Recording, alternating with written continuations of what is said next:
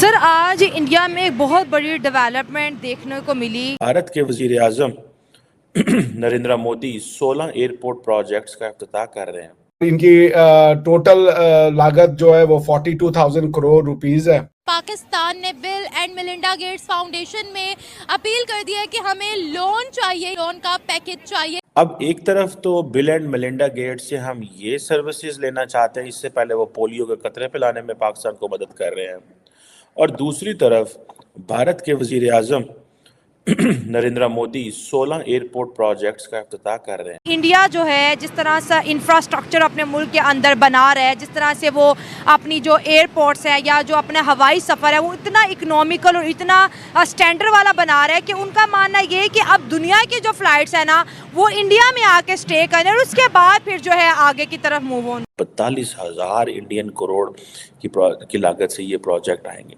हमारे मुल्क की सबसे बड़ी नाकामी ये है कि हमें लोन लेना पड़ता है अपने मुल्क को चलाने के लिए। अगर हम दूसरी साइड पर देखें, भारत जो कि हमारा पड़ोसी मुल्क है, वहाँ पर पीएम मोदी 16 एयरपोर्ट्स की बुनियाद रखने वाले हैं, उनका इफ्तिताह करने वाले हैं। बहुत बड़ा ये प्रोजेक्ट है जो भारत में पाया तक मील तक पहुँचने वाला है।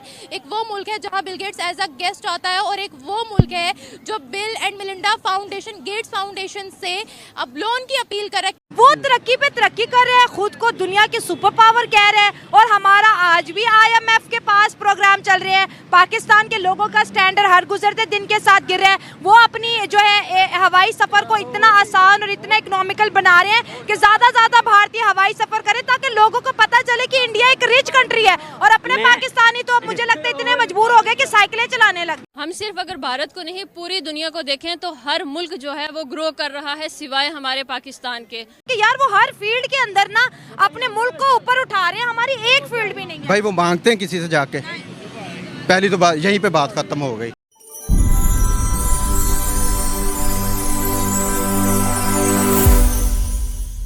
इंडिया के प्राइम मिनिस्टर ने 15 एयरपोर्ट्स को इनॉग्रेट किया, इसके साथ साथ 12 टर्मिनल को इनॉग्रेट किया। सबसे पहले बताएं कि 15 शहबाज शरीफ साहब बुरे वाला, मैं तब ग्रेजुएशन कर रहा था, अभी मैं पोस्ट ग्रेजुएट हूँ, ठीक है।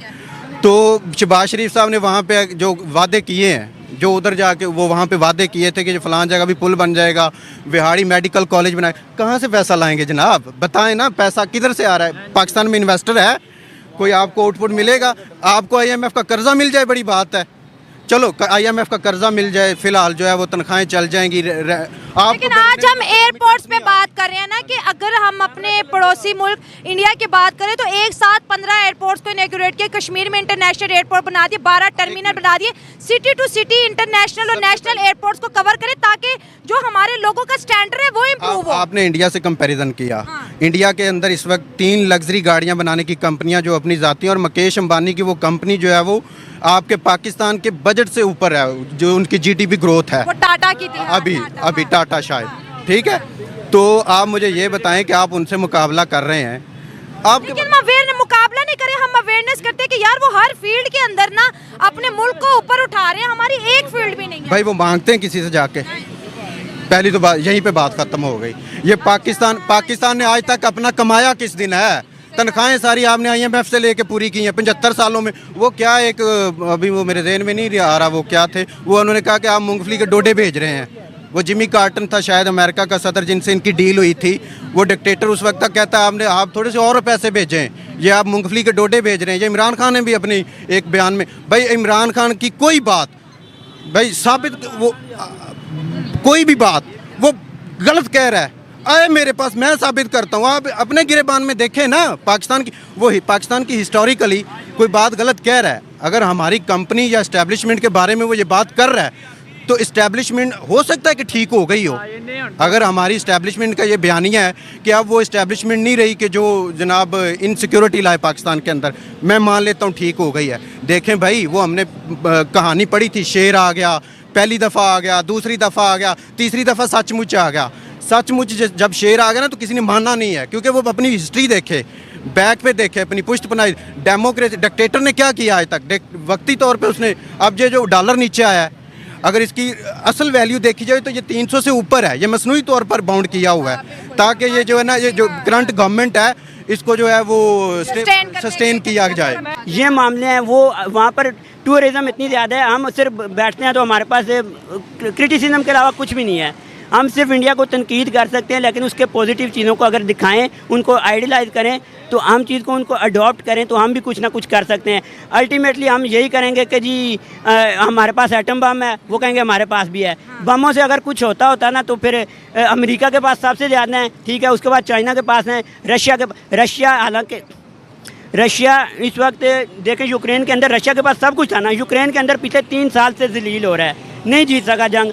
एटम बम किसी चीज़ का भी हाल नहीं है। आज जंग करवा के देख लें, ना इंडिया ने बम चलाना है ना हमने चलाना है। एटम बम की रेंज तकरीबन 2 से 3 हज़ार किलोमीटर की होती है, और 2-3 हज़ार किलोमीटर की रेंज में इंडिया पाकिस्तान पूरा आ जाता है। अगर वो पाकिस्तान को अंदर भी बम फेंकते हैं तो इंडिया का भी नामो निशान मिट जाएगा। ये हमारी जहालत है ना कि हम समझते हैं कि एटम बम शायद एक पटाखा है जो हम एक पर्सन पे ही गिराएंगे। दोस्तों, एक तरफ पाकिस्तान की जो हुकूमत है वो bill and Melinda Gates foundation से फाइनेंशियल मदद लेना चाहती है अपनी डिजिटल सर्विसेज इंप्रूव करने के लिए। फेडरल बोर्ड ऑफ रेवेन्यू है पाकिस्तान का। जो फेडरल बोर्ड ऑफ रेवेन्यू है, दैट्स एन फेडरल इंस्टीट्यूशन जिसका काम है पूरे मुल्क से टैक्सेशन इकट्ठी करनी। अब एक तरफ तो बिल एंड मेलिंडा गेट्स से हम ये सर्विसेज लेना चाहते हैं, इससे पहले वो पोलियो के कतरे पिलाने में पाकिस्तान को मदद कर रहे हैं, और दूसरी तरफ भारत के वजीर आज़म नरेंद्र मोदी 16 एयरपोर्ट प्रोजेक्ट्स का इफ्तिताह कर रहे हैं। और ये वही बिल गेट्स हैं जो अभी हाल ही में जमनागढ़ में आए हुए थे, उधर अंबानी, उसकी मुकेश अंबानी की बेटे की शादी में।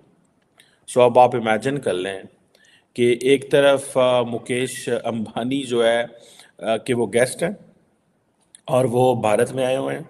भारत के वज़ीर आज़म को पता ही नहीं है कि वो आए हुए हैं, यहाँ इतने लोग आए हुए हैं, तो सो व्हाट, क्या फ़र्क पड़ता है इन चीज़ों से। एक क्वेश्चन है ना कि क्या फ़र्क पड़ता है यार इन चीज़ों से, आए हैं तो आए हुए हैं, हम क्या करें। लेकिन पाकिस्तान के अंदर मसला ये है कि टैक्स पेयर्स जो हैं, एक्टिव टैक्स पेयर्स कम हो गए हैं। अब 3.4 मिलियन टैक्स पेयर्स हैं पाकिस्तान के अंदर, 3.4 मिलियन। 34 लाख बंदा चला रहा है किसको? 25 करोड़ लोगों को। 34 लाख बंदा, सिर्फ 34 lakh. 3.4 million people are paying tax, और उससे 25 करोड़ लोग चल रहे हैं। तो मुल्क ने कैसे चलना है? अब ये जो क्वेश्चन है कि हम जो है एक तरफ हम IMF के पास जा रहे हैं टैक्सेस कर लेने के लिए। मैं इस चीज़ को देखें, थोड़ा अर्सा पहले आपने देखा होगा कि इंडिया जो है उसने सैकड़ों बल्कि तकरीबन 2000 के करीब जो है वो ऑर्डर किया था जहाज़ों का। इंडिया के अंदर जो जिसे कहते हैं ना एविएशन मार्केट, इंडिया की एक्सपैंड कर रही है, और 2 दुनिया के जो बड़े लार्जेस्ट प्लेन मेकर्स हैं, Boeing and Airbus, Boeing America में और एयरबस यूरोप में, दोनों ही बड़े बेनिफिशियरी हैं। यही वजह है कि सबको पता है कि इंडिया मार्केट है, कोई बंदा इंडिया के आगे बोलता नहीं है। और ये आप देखें, अब लास्ट फरवरी में आई थिंक एयर इंडिया जो कि टाटा ग्रुप जो कि उन्होंने ले ली, अब वो 250 प्लेन्स ले रहे हैं फ्रॉम एयरबस, 220 वो बोइंग से ले रहे हैं। यार एक ही कंपनी 500 जहाज़ खरीद रही है जो कि $70 बिलियन के हैं, $70 बिलियन। और वो क्या करना चाह रहे हैं? ये जो इन एयरपोर्ट्स की भी हम बात करते हैं, लेकिन इन एयरपोर्ट्स को देखें कि वो क्या कर रहे हैं। एक तो देखिए, एक कंपनी अगर अभी देखिए, अगले दिन हमने थोड़े दिन पहले कहा था कि यार टाटा जो है, ठीक है, प्री इंडिपेंडेंस है, जब पाकिस्तान और भारत की जिसे कहते हैं ना आज़ादी से पहले की ये कंपनियां हैं, और आप उनको देखें कि वो काफ़ी ज़्यादा काम कर रही हैं इंडिया के अंदर। सो मैं आपको मज़े की बात बताऊं, हम तो बिल एंड मेलिंडा गेट्स के पास चले जाते हैं पैसे लेने, वो बिल एंड मेलिंडा गेट्स को रखते हैं साइड पे, आके देखो वो अब वो चाय वाले को ऑफर कर रहे हैं, वो जो लड़का था जिसने उनको चाय पिलाई। अब सिर्फ ये नहीं है, इंडिगो जो है कि एक कंट्री का, इनकी इंडिया का एक और बड़ा कैरियर है, 500 नए जहाज़ एयरबस को ऑर्डर किए हैं। और उसकी वजह यही। नमस्कार दोस्तों, हमारे YouTube चैनल पर आपका स्वागत है। दोस्तों, देश में तेजी से बढ़ते हुए एविएशन सेक्टर को पंख देते हुए पीएम मोदी ने रविवार को 15 एयरपोर्ट परियोजनाओं को देश को समर्पित किया। इसमें दिल्ली समेत देश के विभिन्न शहरों में 12 हवाई अड्डों पर बनाए गए नए टर्मिनलों का उद्घाटन किया गया। वहीं 3 एयरपोर्ट पर नए टर्मिनल बनाने के लिए आधारशिला रखी गई। प्रधानमंत्री कार्यालय से ये जानकारी देते हुए बताया कि पीएम मोदी ने रविवार को 9800 करोड़ रुपए से अधिक की 15 एयरपोर्ट परियोजनाओं का उद्घाटन और शिलान्यास किया। इनमें दिल्ली, ग्वालियर, पुणे, कोल्हापुर, जबलपुर, लखनऊ, अलीगढ़, आजमगढ़, चित्रकूट, मुरादाबाद, श्रावस्ती और आदमपुर एयरपोर्ट में 12 नए टर्मिनल भवनों का उद्घाटन किया गया। इनमें दिल्ली एयरपोर्ट के T1D की यात्री क्षमता को बढ़ाया गया। साथ ही ग्वालियर एयरपोर्ट पर रिकॉर्ड 16 महीने में एक नया टर्मिनल बनाया गया।